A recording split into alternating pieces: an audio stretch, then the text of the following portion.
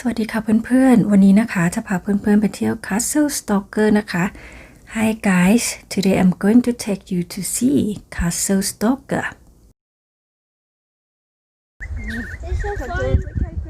Did you hear that bird Yeah, that bird. Castle Stalker has a long history ปราสาทนะคะมีประวัติศาสตร์ที่ยาวนานมากค่ะนี่นะคะเราเดินลงมาจากตรงนู้นเพื่อที่จะเข้ามาดูคาสเซิลใกล้ๆหน่อยนะคะอันนี้เป็นไม่ใช่รางรถไฟเนาะแต่เป็นทางลงของเรือนะคะลากเรือลงน้ำดูดิภูเขาสาหร่ายเลยขึ้นมาติดก้อนหินเต็มเลยคิดว่าน่าจะมีคนมาเก็บหอยแถวนี้นะคะดูสิเขามาหาหอยกันนะคะ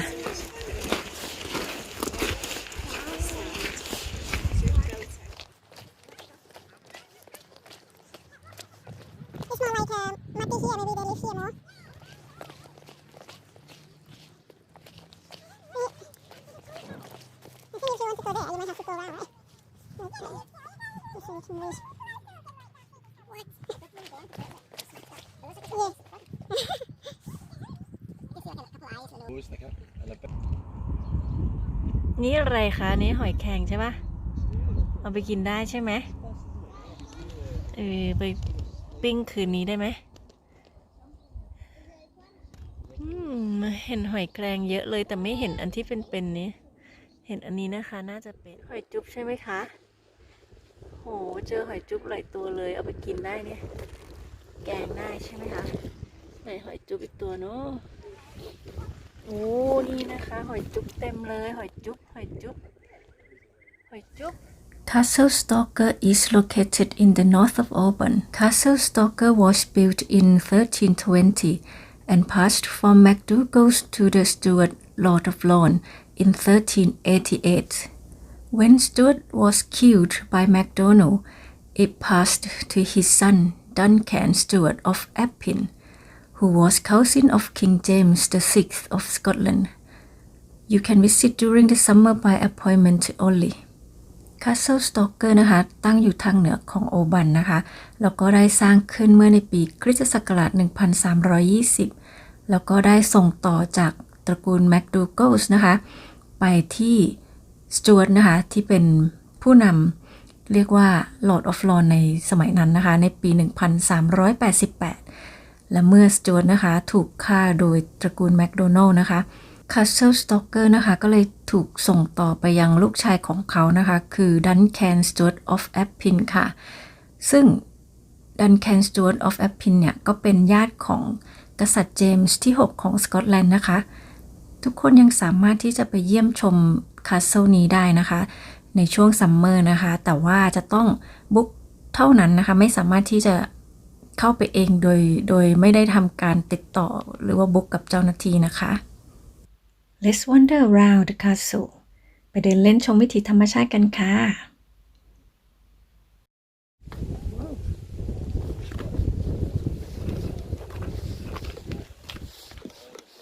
Here in Appin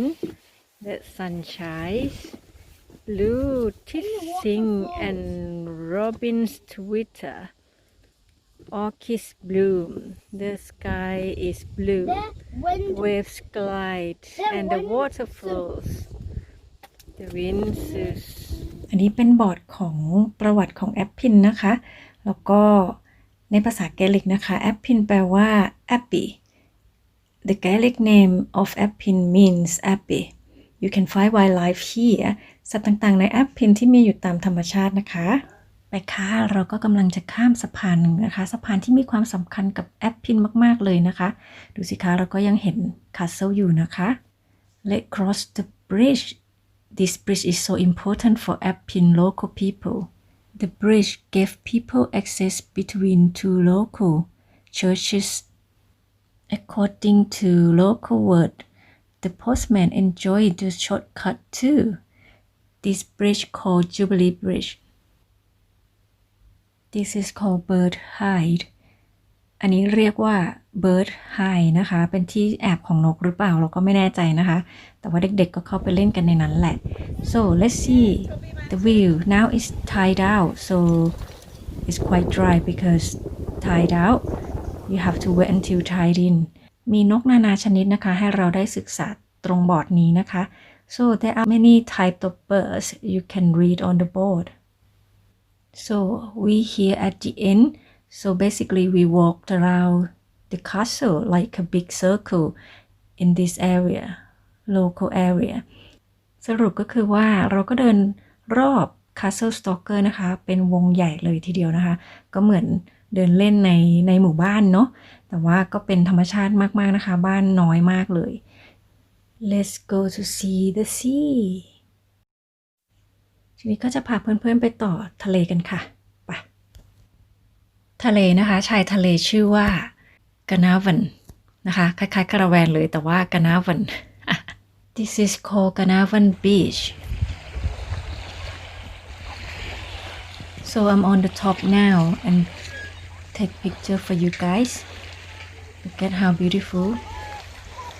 ตอนนี้นะคะเราก็อยู่ข้างบนเขานิดนึงนะคะเห็นไหมคะตรงนั้นมีทางเดินด้วยก็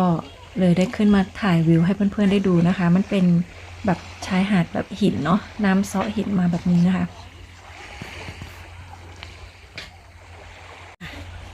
ลงกันดีกว่าลงนะคะเห็นตรงนี้น่าปีนมาก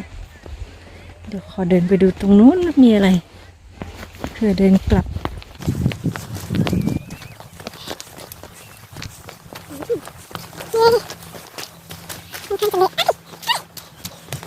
เละนะคะนี่เละ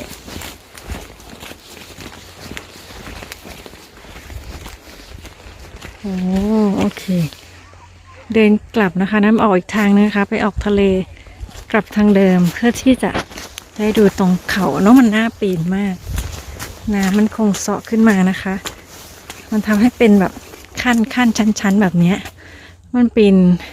สนุกมากๆเลยค่ะ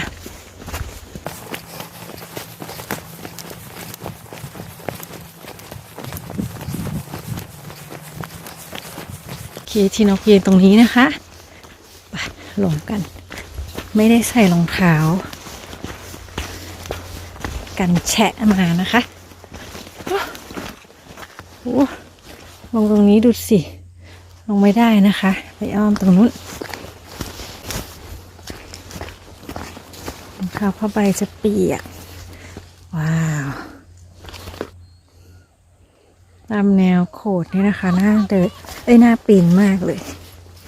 โอ้โหเมื่อกี้เห็นหนูตัวหนึ่งนะคะวิ่งหนีด้วย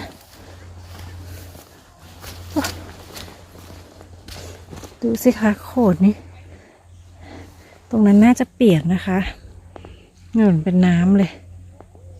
จะเดินไปตรงนั้นไหมเดินไปตรงนั้นหน่อยดีกว่าแฉะต้องระวังนะคะเป็นหลุมบางทีเป็นหลุมนะคะเดี๋ยวจะนั่นเขากักกั้นไว้นะคะหรือออกมาได้นั่นนะลงไปตรงนั้นไหมลงไปตรงนั้นไหมไปดูสิคะ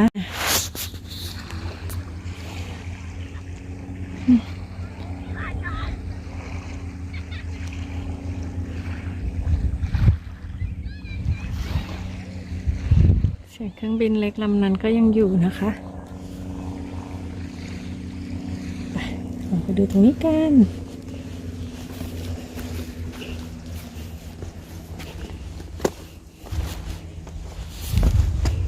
อย่างนี้ดีกว่า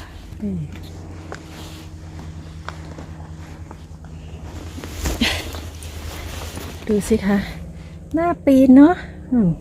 เขาคงจะลอดข้ามรั้วกันมานะคะปีนอันนี้ดีกว่าเนาะหาสเต็ปไม่เจอเลยนะคะขออนุญาตจับเลยขึ้นมาแล้ว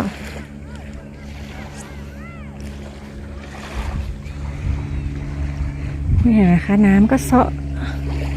น้ำเสาะสายไปเรื่อยๆนะคะไปกลับทางนี้ แดดดีค่ะแดดดี ช่วยเก็บความ ช่วยระงับความหนาวไปได้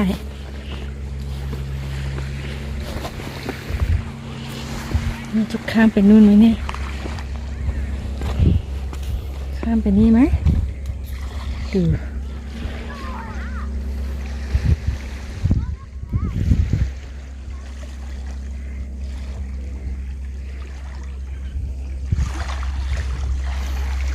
สวยงามน่านั่งเนาะ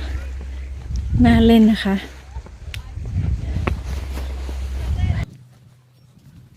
ต้องกลับแล้วค่ะ งานเลี้ยงย่อมมีวันเลิกรา